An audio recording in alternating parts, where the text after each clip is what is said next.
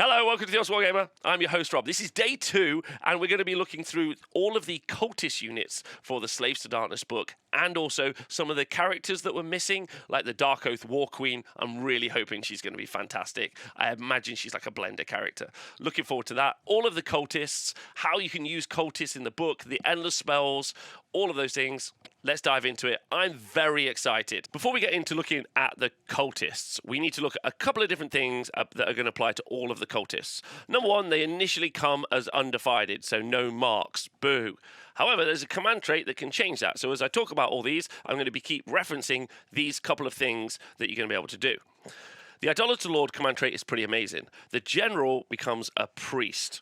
Great start. And then whatever mark they have, so if you give them the mark of Khorne, for instance, they're a Khorne priest, and that means that all of the cultist units in your army can become that mark. You can't give them other marks, they have to become the one that your general becomes. This is really cool, though, because this means that you can do so much stuff with your cultist units, and there's such a variety. It's basically a whole other book. So you've got Iron Golems and Splintered Fang for damage, and Iron Golems for holding on objectives. It's going to be very interesting. So you've got a very cool command trait here, which can basically just build you a whole new, different army that you can't build before. So this command trait, you've got your very classic Slaves to Darkness stuff, where you've got your Chaos Warriors, your Chosen, your Vanguard, and your Knights. All of those are going to be in Host of the Ever-Chosen with rallies, and they've got the banners, and all these other things apply. This command trait basically opens up the whole book for a completely different playstyle where you use loads of cultists and you do loads of other things. So absolutely brilliant. The Idolater Lord command trait, they also become a priest, so they're going to have access to curse and a bunch of other stuff. Really like that. The other thing to talk about before we kind of move on and look at the units is we need to talk about the Ravager subfaction. So the Ravager subfaction allows you to do a heroic action, and you can do that in each turn, your opponent's turn and your turn. And then it's called Rally the Tribes. You pick a destroyed Chaos Marauder, Horseman, or Cultist unit. That's what we're going to talk about today. Or a Darkoath unit, Cultist unit. And then you set up a new replacement unit. So it's a replaced unit, so nothing will as counted of slain. That's important. Half the number of models in that unit that were destroyed, rounding up. So if it's a unit of 20, it becomes a unit of 10. Then you set them up wholly within 12 inches of that hero, 9 inches away from the enemy. So I've got a unit of 30, 15. Unit of 20, 10. And I can do that in my hero phase and your hero phase, as long as I've got a hero. I won't be able to do other heroic actions, but I'll be able to keep doing that. Although there is something that you can do where you have another like heroic action, but we won't talk about that right now. So yeah, Ravagers is going to be really important, specifically, I think, when we talk about all of these cultist units. So you can give them a mark with the command trait. You can recycle them here with Ravagers as a subfaction. Very, very exciting. The last thing to talk about maybe before we go and look at the units is don't forget, if you take Big Papa Archeon, he's got Strike on Death. Some units in the book, like Vanguard and Chosen, they always get to fight once per battle again. So they can benefit from it, because you can have Vanguard, you can fight again with Vanguard, and then on another turn give them fight on death, which is quite useful, so then maybe they'll get 2 fights again. This feels like it's pretty good on a unit that's going to fight and then die and then fight again, and then you're going to recycle it. So it's got loads and loads of options. Basically, this is a second book. It's almost just that command trait and just this subfaction is almost enough to consider it a separate and new army, which is exciting for Slaves to Darkness players. Okay, so the first war scroll we're going to look at is the Splintered Fang. Now, when we're talking about cultists, everything that we've said previously about cultists is going to come into effect here. So you're going to be able to recycle this unit and do a load of other stuff. Splintered Fang are 100 points for 10 models. That's right. They've got a 5-up armor save, and they got 1 wound each, and they move 6. So there's been some really good conversations about the delivery method. How would you get this unit into combat? Move 6 in a charge. Now, you can't use a spell to make them charge, because that's mounted units only, to give a 3d6 charge from 18 inches. If you use the prayer from the Sinesh Chaos War Shrine prayer, then you are going to need to mark them with Slaanesh. And if you do mark them with Slaanesh, you really do solve their delivery issue. Movement 6 will also give them access to run and charge, +1 to charge and +1 to run. So you could have movement 13, and then with run and charge, movement 13, then you can have charge from outside 18 inches on 3d6, which is very fast. 13 inches with it up to an 18-inch charge is going to give them a 31-inch threat range, which is pretty good. I mean, you do got to roll boxcars on everything, but I think your average is something like a 19-inch threat range. Oh no, +1, 20 inches, right? So that's if you give them mark of Slaanesh. However, if you want to make them even more fighty, give them the mark of Khorne, give them plus attacks. Will they be a defensive unit? No, these are kind of a classic glass hammer unit. They are very fragile because they've got Bravery 6 and they've got 5 up armor save. So any shooting should put these in the dirt very quickly. But they do have a couple of nice bits. They've got the Snake Charmer, which is you can return 1 slain Serpents model to this unit in your hero phase for each Serpent Caller in the unit. You have a Serpent unit, you have 1 Serpent Caller in 1 in every 10. So if you have a unit of 30, you can have up to 3 of these. You have 1 True Blood in every 10 models, and that he gets +1 attack. The Serpent Caller gets +1 attack. And the Serpents themselves have a wounds characteristic of 2. And I think there's 1 base of Serpents in the unit. So you can have 11 wounds from this unit from 10 models on a 5-up save. So they're fragile, weak to shooting, but are going to do some outrageous damage because they've got poison weapons, which are only an inch reach. They've got 3 attacks each, hitting on 4s, wounding on 2s with no rend. However, any 6s to hit will cause a mortal wound in addition. Not in addition, sorry, and then it ends. So they'll cause a mortal wound and then it'll end. That means from 32 attacks from this unit, you should average roughly 5 mortal wounds, which is quite nice from this unit. Now, of course, you're like, okay, Rob, but what the hell? Yeah. Well, of course, we already discussed the Idolater command trait. So this means you can give them a mark. So Mark of Slaanesh, as we just discussed, Mark of Khorne, ladies and gentlemen, boys and girls, we've got 42 attacks. Yeah. There's loads of other ways to add those attacks on, and we'll do like a whole combo breakdown of the ways to build attacks into these units later. But you can have a lot of attacks with this unit. Also, don't forget you can recycle these guys as well. So that's going to be really useful. I think it's a great unit. The chat don't agree with me. So if you're watching this on YouTube or listening to it as a podcast, the chat kind of think that I'm on top. I think that they're outrageous. I'm at I'm currently, if you watch this on YouTube, I'm running a fund. That my PayPal is thehonestwargamer@gmail.com. We're trying to raise £100,000 so I can by tomorrow, so that I can buy all of the Splintered Fang in the world so they don't exist. Okay, but you can help me out do that. No buts. Just help me out doing that. That would be great. I think these are great. That's all I'm going to say. I think they're crazy good. I'd love to know what you think. Tell me what you're saying. Okay, next up is the unit of Corvus Cabal. Now, for the Corvus, they're 80 points. They're winged demon, monster, birdmen, marauders. Demon, bird, marauders, basically. Yeah, something like that. I need to stop being saying basically. Anyway, they move 6. They've got 6-up save. They're bravery 6. They've got some range to attack and some melee attack, but that doesn't really matter in my opinion because they have 2 abilities which are important and what you're paying the 80 points for. They've got the Denizens of Ulgu, which is basically you can set them up in Deep Strike. Okay, and then you can drop them down, but it has to be 9 inches from all enemy units, which is what Deep Strike means. And then any reserve units in the shadows that are not set up before the end of the 4th battle round must die. So you have to bring them on by turn 3. So you can Deep Strike them. This already opens up loads of options, specifically in the current battle pack at time of recording, which is the Galette battle pack. Then you can use them to score some very easy battle tactics, which are barge to enemy lines, which is in your opponent's deployment, add their battle line, so they're going to get you a bonus point, and also desecrate their lands, which is to grab a piece of terrain. So they're incredibly useful for that. They're also good for just dropping in front of your opponent's army and stopping them being able to move. I mean, it's 9 inches away, but you could really screen out your opponent's army for outrageously cheap price, which is cool.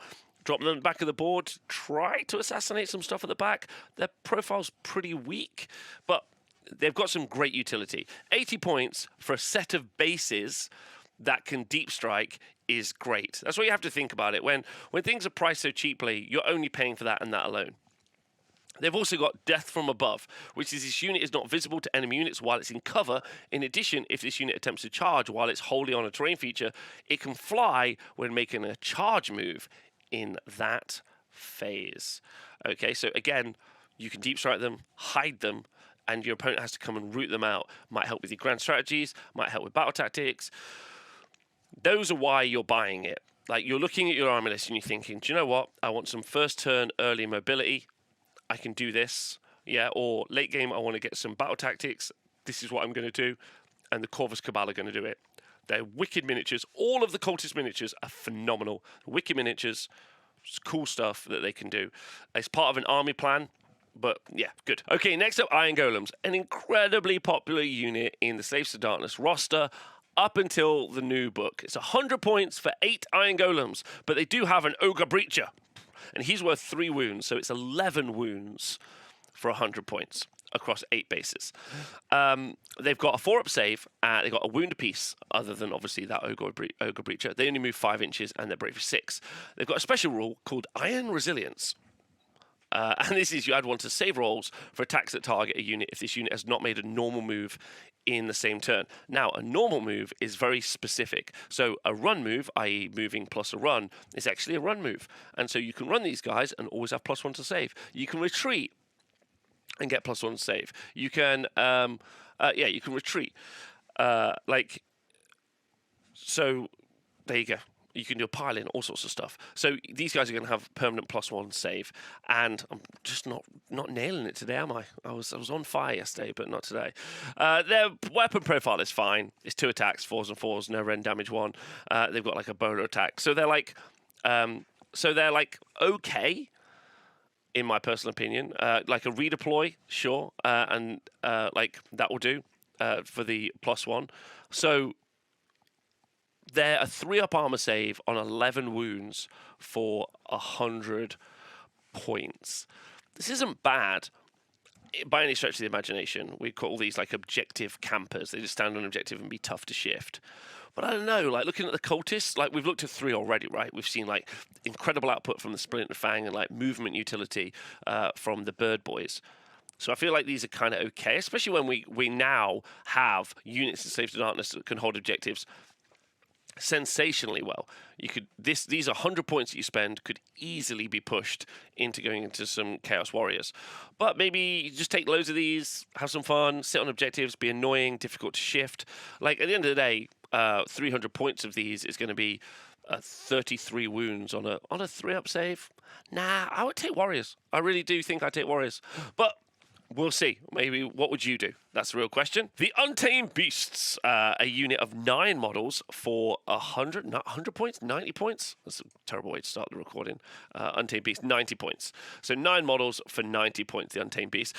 Untamed Beasts, very much like the rest of the cultist units, don't really have anything to say in the melee profile category. They got low bravery, 6-up save, they move 6 inches, right? And they got 1 wound apiece. So you're going to have, but the Rock Tusk Prowler, who's one of the 9 models, is worth 2 wounds, so therefore it's going to be 10 wounds for those 90 points. But that's like by and by. Again, a lot of the cultist units you could just consider to be bases with utility, and that's because they've got the Unleash the Beast special rule.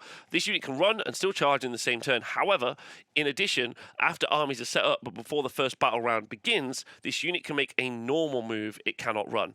Interesting on the wording on that, it's old wording. So we really do think that that this book was written ages ago, maybe even like close to 2 years ago in some ways, because that really doesn't make sense with current core rules, but that's a by the by. The important part about the Untamed Beasts War Scroll is that it's got a pre-game move. Why is that important? Okay, well, if you think about deploying your army, you have 2 units of Untamed Beasts. What they'll do is they'll move up 6 inches immediately. What this does is if your opponent tries to do a deep strike or anything like that, they're now going to be 15... Well, it's actually further than 15 inches away from your line because obviously the base size is going to come into effect. So it's more like 16 inches away, maybe 17 inches away from your lines, so you can really zone them out. Also, if your opponent tries to like alpha strike you, which is charge, if they've got a lower drop, then you can go first. Again, the best thing that they can do is hit your screens, and even if they get like a 6-inch pile in or a big charge, then they're still going to struggle to get over your screens and get into your good stuff. So really what they do is they create some board presence and zone control for your Age of Sigmar army. And they're great. They're great allies into other armies. The pre-game move thing is fantastic. Also, it was FAQ'd that pre-game move units count as holding an objective. When you deploy in Age of Sigmar and you deploy onto an objective, you count as automatically holding it. So it's yours, and your opponent has to come and take it off you. So even on the first turn, if they run across and like, I put a model on there, I claim it, you're like, no. I already claim this, so you have to get more than me. They also made this effect pre-game move units, so this is also going to work for Untamed Beasts. So you can move onto an objective, control it, and you can do it. And that's all in one of the recent FAQs. So Untamed Beasts, as good as they ever were, do the job that they did previously. Fantastic unit, got some great utility and really useful inside the meta, because if you get into a really combat-heavy game, Untamed Beasts will make it so that no one's going to come and hit you on the first turn. Huge fan, really like it. Okay, so the next unit is the super creepy, the Unmade. Long necks, blades for hands, and according to some of the people in the chat, the worst models to paint in the world. However, again, another great bit of toolbox tech for your Slaves to Darkness army. They've got a wound each. There are 9 models, and they only cost 80 points. Okay. 80 points. They're bravery 6, so sure. They're not very brave and they can run away. Okay, they move 6 inches, unless you're near a Demon Prince, which makes you immune to Battle Shock, but that's a side note, which doesn't matter right now. Okay, they've got 2 different characters in the unit. They've got the Blissful one, which is 1 in every 9 models, can be a Blissful one, and they've got the Nightmare Sickles, which is 6 attacks, 4s and 3s, rend 1, damage 1. And they've also got the Joyous one, which is 1 in every 9 models in the unit. Must be a Joyous one, and you can add 1 to the attacks characteristic of that model's melee weapons. But the important part, very much like all these other cultist units, is their special ability, which is Frozen in Fear. Enemy units cannot receive redeploy and rally commands while they're within 12 inches of any friendly units with this ability. This is savage. No redeploy. Some people just build their list based on redeploy. Crazy. And it's just within, not wholly within. No rally. Stunning, especially because this unit doesn't want to be in a fight. This is like a buff piece that sits behind the opposing, like behind your army, and just debuffs your opponent. And it's enemy units only. So the Horrorghast, which is then a spell that you have to cast, and it's going to affect your army as well. These are just 80 points, and they affect a huge range. They stop redeploy, so you can't run away. They stop rally. Absolutely stonks to the moons. I would also pick these up as well. So far, I'm picking up definitely Splintered Fang, Corvus Cabal, the Unmade, and Untamed Beasts. So 4. So only one that's currently missing right now is Iron Golems, and that's just because I think that there's a slightly better unit that does something better so far. Crazy cool stuff. Absolutely love it. Next unit is the Cypher Lords. More like the not units you're going to buy Lords. Nailed it.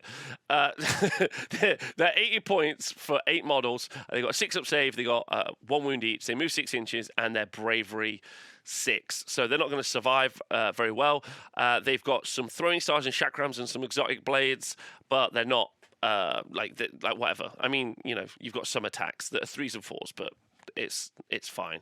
And they've got acrobatic leaps, which is when you pass across a unit with models in this unit, then they're going to take mortal wounds for every model in the unit, but it's on a 6, so you're going to do very limited damage with that. And then you've also got the ability to make a unit within 3 inches on a 4+, -1 to hit using the Shattered Gloom. Yeah, so yeah, these are the Cypher Lords, yeah, as in you don't want them. I mean, maybe there's a build. Let me know in the comments if you think there's a build, but just, I'm not into these. These guys are out. These are not on my, no. Okay, so next unit is the Horns of Hashut. Important to remember, they're actually false, they're false worshippers of Hashut. There's no long-legged worshippers of Hashut. That's important to remember. If you're not a dwarf, you can't worship Hashut, so we don't know who these are, right? There's some sort of imposters, which is good because they've been given like an imposter stat line. They've got a wound each. They've got a 4-up armor save, which is actually quite good. They've got they're 100 points for 10, and they move 5 inches. They've got they're a unit of 8. They're a unit of 10. Sorry, they're a unit of 10. one of them gets access to a Flame Hurler. So they're like all the other cultist units. They have an alpha who can issue commands to the unit and is also +1 attack to its melee profiles. So I think you're going to get something like 19 attacks that are 3s and 4s, no rend damage 1. It's fine. And also when they charge in, you get to roll a dice for each model in this unit. So if you've got 10, you roll 10 dice, and then any 6s are going to cause a mortal wound. So if you did take 30, then you might do like a few mortal wounds, I guess. And what is that, 5 mortal wounds on the charge? Not bad. Then they've got the Torrent of Flames, and they've got the Flame Hurler. So 1 in every 10. So if you did take 30, so 300 points, then you would roll a number of attacks. It's a shooting attack of 8 inches. You would roll a number of attacks equal to the number of models in the target unit, but you can only have a maximum of 8, unfortunately. So if you did run like a full unit of 30, because they are battle line, you can reinforce them, then you could potentially have 24 attacks. Hitting on 2s, wounding on 3s, no rend though, which is a bit unfortunate, but still a lot of attacks. So they're not rubbish. Like, they're genuinely not rubbish. They're just okay. And then they don't really provide any utility, which every other unit in the book gets. So they don't make any of units stronger. They don't debuff the enemy unit. They just have some attacks. And for 300 points, you could definitely buy units that have better attacks. But yeah, like, kind of interesting, but probably not for me. The next unit we're going to look at is the Tarantulous Brood. They come in a unit of 13, and they cost 100 points. They've got a 6-up save, 1 wound each, and they move 8 inches, and they have a bravery of 6. From that unit of 13, 3 of them must be Spider Swarms, who get their own special attack, which are 4 attacks, 5s and 3s. So you're going to get 12 attacks out of those. From the other 10, you'll have 2 attacks each, which are 4s and 4s. So you're going to have a total of 32 attacks from this unit. And 10 of those models also are going to have the Envenom projectiles, which actually don't have any venom on them because there's no poison attacks or anything like that. So they're just, like, it's a weak venom. It's not a good venom. They've got a couple of abilities. Skittering Ascent, when this unit makes a move, it can pass across the terrain feature in the same manner as a model that can fly. And then also you can return D3 slain Spider Swarms to this unit for each Broodmaster in this unit. Now, if this unit had something like a 4-up save, then I really would like the idea of like having maybe a unit of 30, well, not 30, so it'd be 39. 9 of those bases would have been the Spider Swarms, and maybe to keep returning D3 of them. That would have been quite interesting just as a way to tank. But ultimately, there are 100 points in a book full of 100-point units, which don't really do anything. So these are not for me. But might be for you. Maybe you're weirdly into spiders. I don't know you. Maybe that's who you are. Our next unit is the Scions of the Flames. Bravery 6, 6-up save, move 6 inches. There's 8 models in the unit, and they only cost 80 points. You have a Blazing Lord, who's the captain. He gets +1 attack and can issue commands. You also have an Immolator.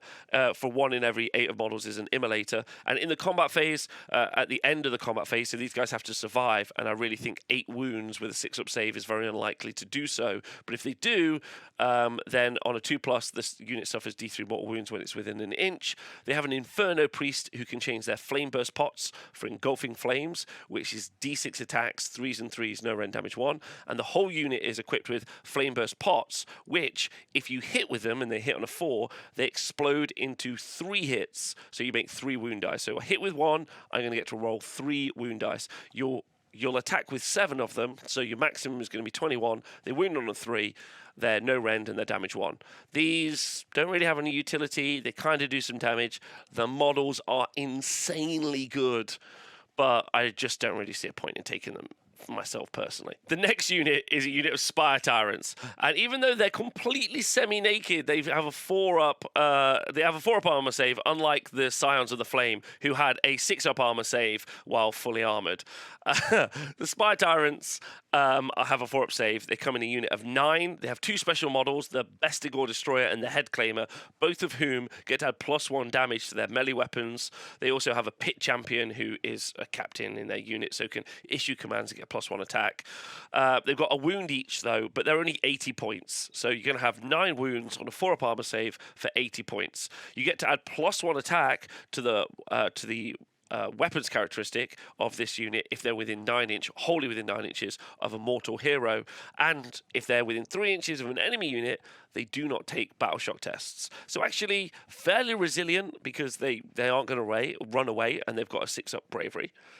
pretty good output, because if you're near a mortal hero, then a unit 9 of these is going to get, wow, they're going to get 27, 28 attacks, of which 6 of those attacks are going to be damage 2. None of it has rend, very cheap, kind of cool. Still, for me, they have real no utility, so probably don't take them. And there you go. Yeah. The next up is the unfortunately named Darkoath Savagers. They are a 10-man unit, and they're 100 points. They are 1 wound each with a 5-up save. However, if you do end up gaining control of an objective previously controlled by your opponent, you complete the Oath of Conquest, and you get a 5-up ward. So 5-up save, 5-up ward. Not bad, not bad. They've got 2 attacks apiece. They do have a proven. 2 of every 10 are a proven, and they get +1 to their damage characteristic. And the and the Slaughterborn also gets +1 to his damage characteristic, and also can issue commands. So 3 of your 10 are going to be damage 2. 2 attacks apiece, 4s and 4s, no rend, damage 1. And they've got the Death Blow ability, which is if the unmodified hit roll for an attack made by a Darkoath weapon is a 6, it inflicts a mortal wound in addition.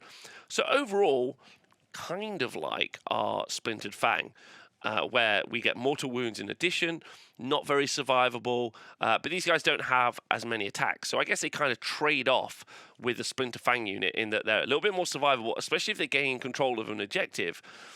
And they have quite a lot of it. But they don't have as many attacks as the Splintered Fang. So I guess you're kind of choosing between the both, which is honestly very interesting.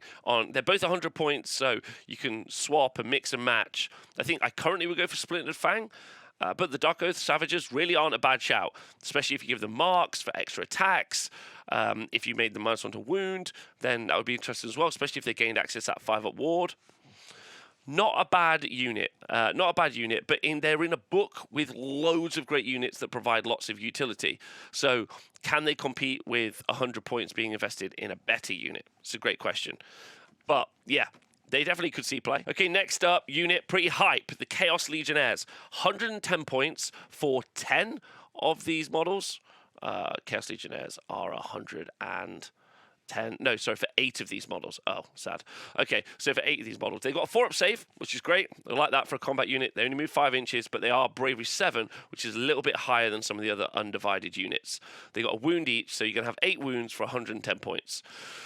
Okay, you've got the Dekariak, who's the captain and gets +1 attack to his weapon profile. You have a Mutandor, who's your musician, I think, but he might not be. And he gets +1 to his attacks characteristic. And then you have 3 Hornhelms. 3 of every 8 are Hornhelms, and they get +1 to the damage characteristic. So I think you get something like, because they got 2 attacks each, you get something like 6 attacks, which are going to be damage 2.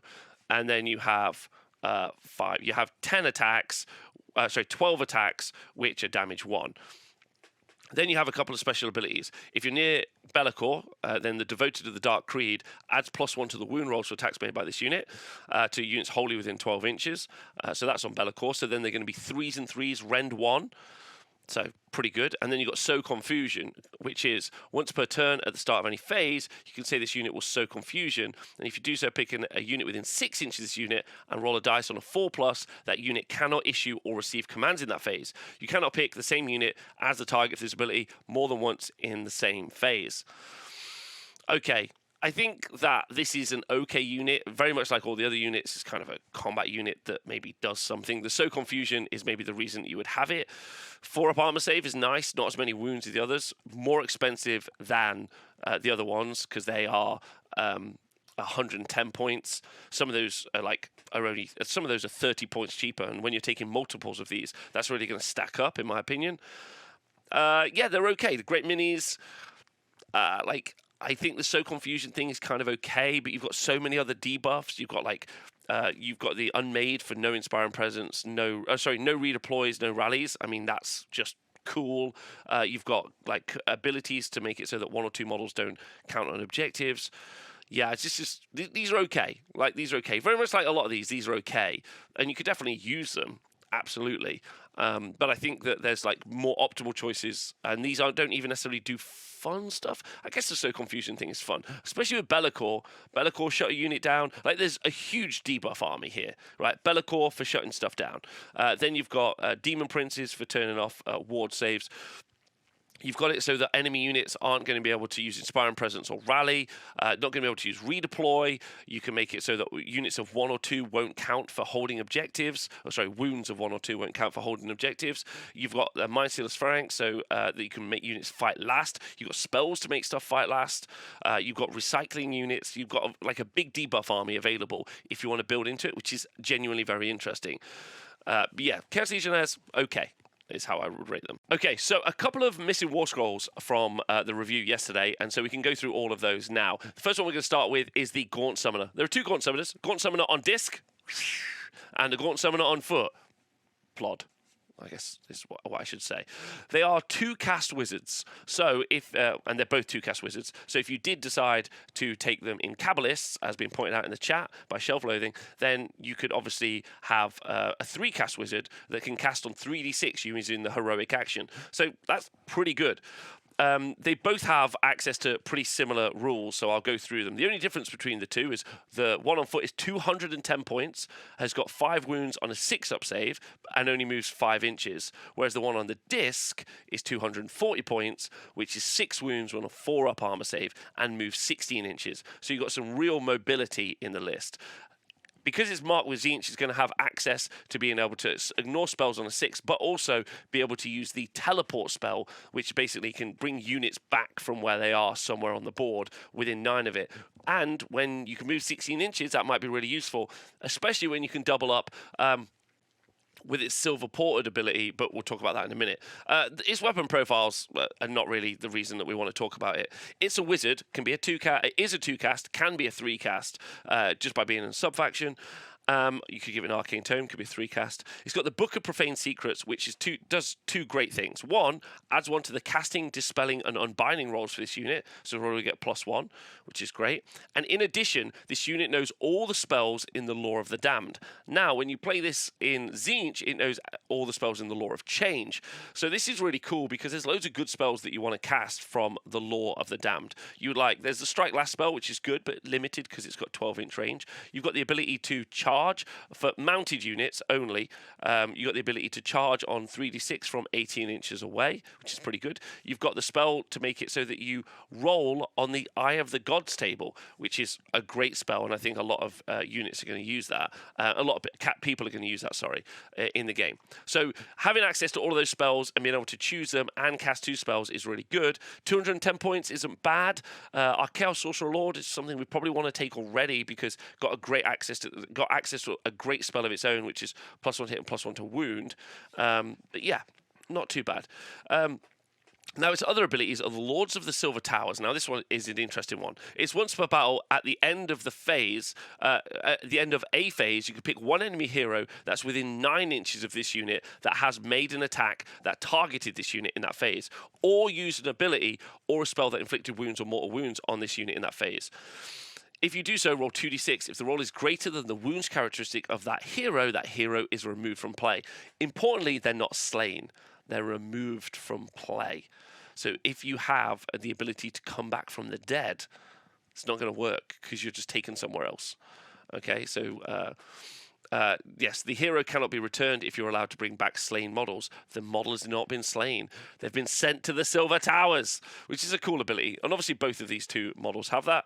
And then you've got the Silvered Portal, which is after you've deployed this unit, when you would set up another friendly Tzeentch unit, that is not a monster, you can say that it is in this Gaunt Summoner's Silver Tower as a reserve unit. At the end of any of your movement phases, you can set up 1 or more of these units on the battlefield, wholly within 9 inches of this unit and more than 9 inches from all enemy units. So if you wanted to keep some units safe, we talked earlier on about Splintered Fang. We could potentially give Splintered Fang the Tzeentch keyword, put them inside the Silvered Portal, so inside the Gaunt Summoner, and then the Gaunt Summoner could deploy them on the board and then they could charge. That way you kind of keep them safe from shooting, and they're an interesting delivery method for the unit, which is kind of cool. Don't forget they have to interact with Tzeentch keyword units, though. And then you've got the Infernal Flames. I mean, you could also make this guy the Idolater Lord, so they're also then a priest, so they've got to have access to loads of value in one model. And then they've got a spell called Infernal Flames, which is a 7, and it does some mortal wounds, which is fine. So Splinter Fang aren't undivided keylocked. Again, if you take the Idolater the Idolater command trait, then whatever keyword your general has, because it's the command trait, then you are able to give that to cultist units, and then they can have those keywords as well, which is pretty good. Yeah, so the Gaunt Summoner's got some really interesting utility, especially with Tzeentch keyworded units. Got the ability to potentially wipe a hero out, which is quite fun. Is a caster, a 2-cast wizard, and has got access to all of the spells. So you can definitely see a really good argument for why you would take the Gaunt Summoners. And again, it's just another tool in a toolbox army that's got so many options. So many options, and just great. Yeah, good. Gaunt Summoner is also good. Okay, next up, Darkoath Warqueen. Okay, so she got the Darkoath keyword and the Undivided, and she's also got the Eye of the Gods, so try and turn her into a Demon Prince if you wish. 4-up armor save with 6 wounds, movement 6, and has got a ward save of 5+. So quite survivable for a 100-point model. In addition, every time you roll a 6 for that ward save, you can pick a unit within 3 inches and they take a mortal wound. So we've got 2 special rules, the Oath of Supremacy and the Tribal War Leader. The Oath of Supremacy is, at the end of the movement phase, if this unit is wholly within enemy territory, it fulfills its oath. Once this unit fulfills its oath until the end of the battle, if this unit issues the Inspire and Presence command, up to 2 friendly Darkoath or Cultist units can receive this command. This is kind of okay, but, you've got to be in the enemy territory.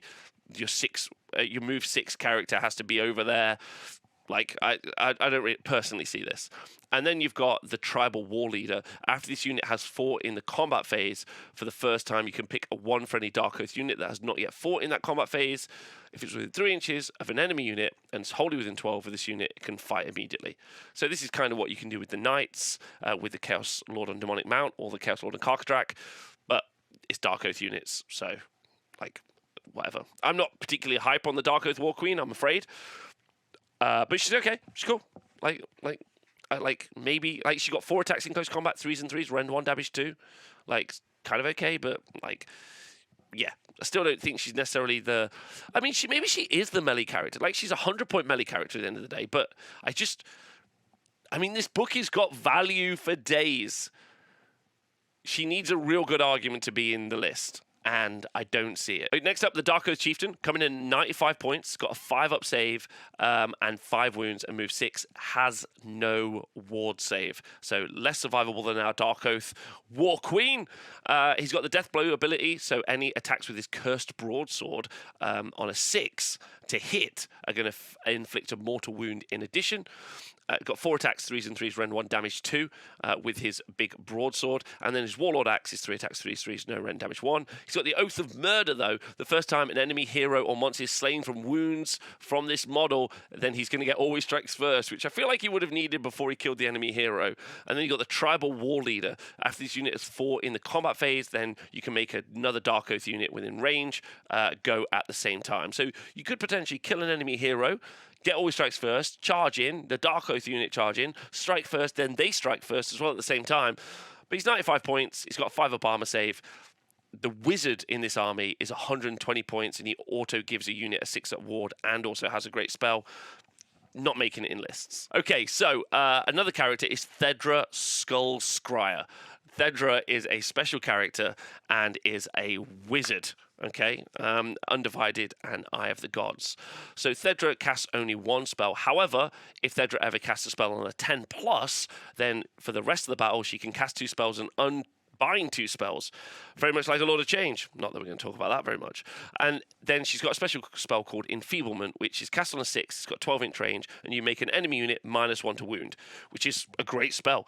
A great spell. If you weren't taking stuff that's Mark of Nurgle, this is another way to make the enemy -1 to wound, which is just bonkers. Then you've got the Godsworn Hunt, which comes along with Thedra. Thedra and the Godsworn Hunt together is 160 points. There are 5 models in the Godsworn Hunt, which are 2 wounds apiece on a 6-up armor save. However, if you gain control of an objective previously controlled by your opponent, then they get a 5-up ward. So they're going to have a 5-up ward. Now, the Godsworn Hunt can bodyguard for Thedra using the Avowed Kinsman. So on a 3-up, they're going to basically take wounds for Thedra. This means that Thedra is really tanky as a wizard for 160 points. Thedra is going to be able to have 10 wounds, 10 ablative wounds, and then 5 wounds for herself. So she's very survivable for like, and then obviously you can also use the ability to cast on 3d6, so is very likely to get that 10 plus to cast. So Thedra's pretty cool. Great spell on its own, very survivable as a wizard. I quite like Thedra. Pretty cool. Okay, next up, the Centaurion Marshal. 10 wounds with a 4-up armor save, so not that survivable compared to a lot of our book, which has got 3-up armor saves. Comes in at 145 points and moves 8 inches. He's kind of a melee duelist character with a support role, because he's got the Marshal of the Legions. If this unit issues the rally command to an undivided mortal unit, then you get to rally on a 5-up as opposed to a 6. So if you wanted to take, I don't know, even Chaos Warriors in undivided for some particular reason, you could be rallying on a 5. I know there's also a way to make them rally on a 4, but you know what I mean? Like, he's got some utility. That's the reason that you would bring him into a list. You've got some undivided unit for some reason that's undivided, and you're like, I want to rally these guys on a 5+ quite often.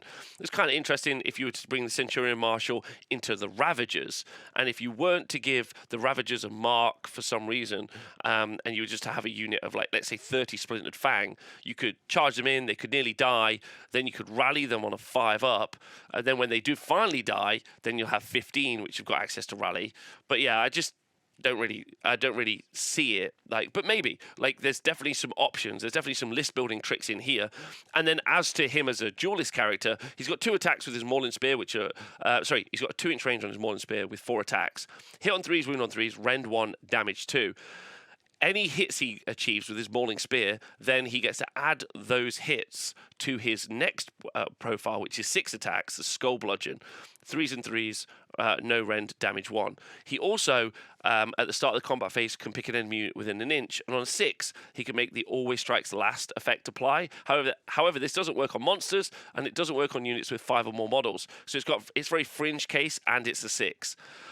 Overall, Centaurion Marshal is definitely a support piece for 145 points that you could use, but I'm not sure.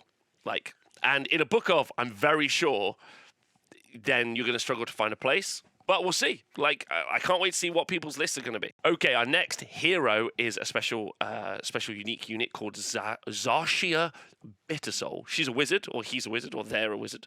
5 wounds with a 4-up save, and they move 5 inches.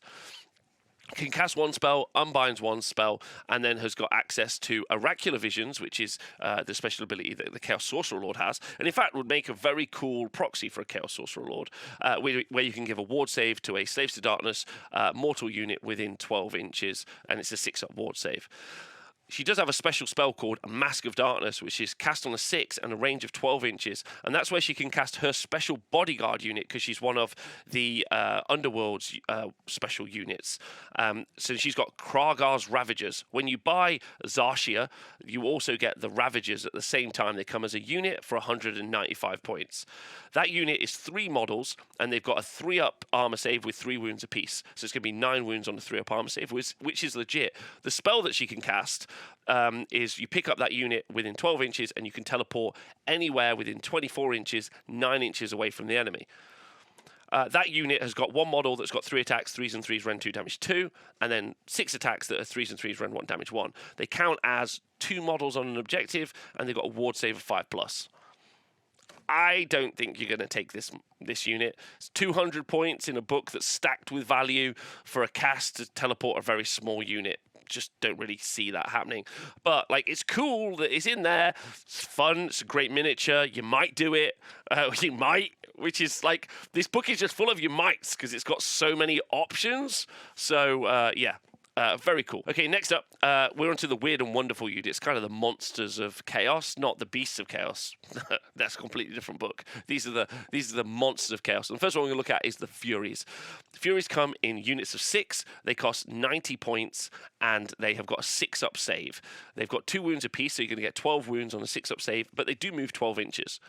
They've got a pretty rubbish melee profile, so it's not really worth talking about. The reason that you would take it is that because it flies, and they've got the sneaky little devils ability, which is in the combat phase, when you pick this unit to fight, you can say it will cower instead of fighting, and if you do so, this unit retreats instead of fighting. So you charge in, you activate, and then you retreat away. So it's really great for trying to grab objectives.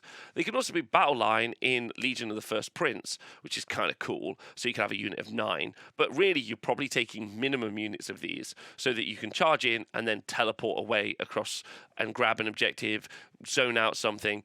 It's quite interesting, but in a book that's maybe got all the tools available, I mean, these are definitely good for that. Like, they are. Like, it's quite cool. Like, what they do will work well. And if that works into your game plan, you should definitely get some of these, because that's very, very interesting. This book has got so much utility. You just like, I would like to be able to maybe grab objectives off you when you're not looking, where via kind of an activation trick. You'll be like, I was not expecting that. Then you're turning, it's just a great, there's so many options. The unit is another little creature monster from the realms. The Mindstealer Sphiranx is kind of just a cat that just burns its eyeballs into you. It's got 10 wounds with a 5-up save, and it moves 10 inches, and it's only 95 points. So again, 100 points for some sort of utility piece in the army. It did used to have the monster keyword, but it no longer has the monster keyword, so it's not going to count as 5 on an objective. This has got an okay combat profile, 5 attacks, 3s and 3s, rend 1, damage 2. But the reason that you're taking it is for its Dominate Mind ability, which used to be a really fun mini game that you and your opponent would play. They've taken that away now, which is sad. And now it's got the Destruction Supremacy ability, which means it's going to work off bravery. Destruction normally has bad bravery, whereas Chaos and Death has great bravery, as does Order. So actually, it just really affects Destruction more, which is sad. But it does now work in each combat phase. It's at the start of each combat phase, pick one enemy unit within 9 inches of this unit and is visible to it, and roll 2d6. If the roll equals or exceeds the bravery characteristic for that enemy unit, the strike last effect applies. You cannot pick the same unit as the target of this ability more than once in the same phase. So it's good into destruction, it's good into low bravery stuff, but it is not going to be good into stuff with high bravery. So you're probably going to see this less than you used to see it. It's not a monster for grabbing objectives. It doesn't work as well as it did previously, which is a bit of a shame, but it's a great mini. Like, it's another way of getting strike last in the army. It's already, like, some armies don't have any access to it. This has got 2 ways to do it, via a spell and this, which is pretty cool. So yeah, like, there we go. Okay, our last unit before we get on to Endless Spells, which has been a 7-hour live stream, but edited down for you if you watch this back as a YouTube video or listen to it as a podcast, is the Fomoroid Crusher, a brutish creature from the Lost Age. Has got 10 wounds and a 5-up armor save and moves 6 inches. He's got a shooting profile and a combat profile. Now, the shooting profile is called Hurl Terrain, and it's got a 12-inch range, which gives him effectively an 18-inch range, threat range. He's got 2 attacks, 3s and 3s, rend 1, damage 2. However, with the Hewn Rocks and Rubble ability, you get to add 1 to the damage characteristic of this unit's weapons while it's within 1 inch of any terrain feature. So that would be damage 3 on his shooting profile. So that would be 2 shots at damage 3 at 12 inches, which is like kind of okay. It's only got rend 1 though, so it's not okay. But like, honestly, that's not bad. And then he's got in melee, he's got 4 attacks, 3s and 3s, no rend for some reason, and then he's damage 2. But again, if he's in terrain, it would be damage 3, which is kind of okay as well. And then he's got the Curse Destroyer's ability. By the way, he costs 100 points. The Curse Destroyer's ability, which is you pick a terrain feature within 6 inches of this model and roll a dice for each other unit within 6 inches of that terrain feature, and any that garrison it. On a 3+, the unit suffers D3 mortal wounds. In addition, if the terrain features some faction terrain, on a 3-up, you'll destroy it and demolish it. Like, you'll demolish it. So yeah, like an interesting unit, actually. it's 100 points, so he fits in that category of everything else that's 100 points that does things. He's not that survivable with 10 wounds and a 5-up save, but not bad. Like, for 100 points, he's genuinely, like, okay. And then his Curse Destroyer's ability, the in your hero phase pick one terrain feature, within 16 of this model, is stackable. So you could run a lot of these, run up to a terrain feature, and just blow it up several times, and just yeet stuff into the sea, like, which is pretty cool. It's a terrible idea, but it's fun. And you could do it, and maybe we'd finally see him on the tabletop, which would be cool. So yeah, like, I'm giving this. He goes into meme lists. I'm putting him into meme lists. He's not a behemoth, so you can take more than 4. Meme list for days. Let's go. Okay, of the endless spells, there are 3, and the 8-fold Doom Sigil is really great. It's 40 points, which sometimes you just end up with 40 points left over when you're writing your list. So 40 points is already so cheap, which is really, really good. Now, what does it do? It's cast on a 5, and you set it up within 6 inches. You keep track of a number of models that are slain within 12 inches of this endless spell each turn. So each turn, and it goes off at the end of each turn as well. And the buff that you get is +1 attack to a unit. Let's say 10 models are killed within range of this thing. You'd roll 10 dice, and then for each 3+, you could pick 1 unit, and you could give it +1 attack. This doesn't mean that you get to add. Loads of pluses to attack to a single unit. Instead, you can pick multiple units. So let's say I roll 5 3-ups. Then I can pick 5 of my units wholly within 18 inches of it, and then they get +1 to their attack, which is cool. And it lasts until my next hero phase. I think that this is an incredible thing, in my personal opinion. +1 attack on all of my dudes is great. It's a great buff for 40 points. I love it. I would 100% use this. I think it's really powerful, especially like Mark of Khorne. We talked about this before, adding +1 attack to a unit, so then now +2 attacks to a unit. Yeah. This is great. I really like the 8-fold Doom Sigil. Really cool. Hello. Okay, so the next up, the Realm Scourge Rupture is 60 points. It's cast on 7. You set it up within 9 inches, and it's predatory, so it moves 9 inches as well, and it's going to move 9 inches each hero phase, or the end of each hero's phase. So it's going to be 18 inches as a threat range on the first turn. It's got the ability Debilitating Shockwave, which, if it moves over any enemy units, you roll a dice for each unit that it moved across. On a 2+, they take D3 mortal wounds, and you half the movement of that unit. It's not bad. It's got pretty good threat range. Turn 1 threat range is actually pretty decent, but probably not that interested in this. The half movement will combine really nicely with something like Ravagnax Gnashing Jaws, because you move half the move characteristic, and then you charge across. But this is an army where you don't really mind them charging towards you, because you're probably going to beat them in a fight, let's be honest. So it's probably not the one I'd take, and I'd be more likely to go after the Burning Sigil so far. Also, your army is maybe slightly low on wizards, and you're mainly looking to do some of the really powerful spells either on the War Scrolls or inside the spell lore. So yeah, it's okay. It's definitely great if you want to build into it. If you're taking loads of casters in the caster sub-faction and you're just like, I'm just going to do loads of endless spells and loads of spells, it's definitely cool. So I can definitely see it in play. Our final spell, Darkfire Demon Rift, is 80 points. It's cast on 7, and you set it up within 9 inches of the caster, and it moves 9 inches because it's a predatory and a spell. If it moves across a unit or ends up within an inch of a unit, on a 2-up, they're going to suffer D3 mortal wounds.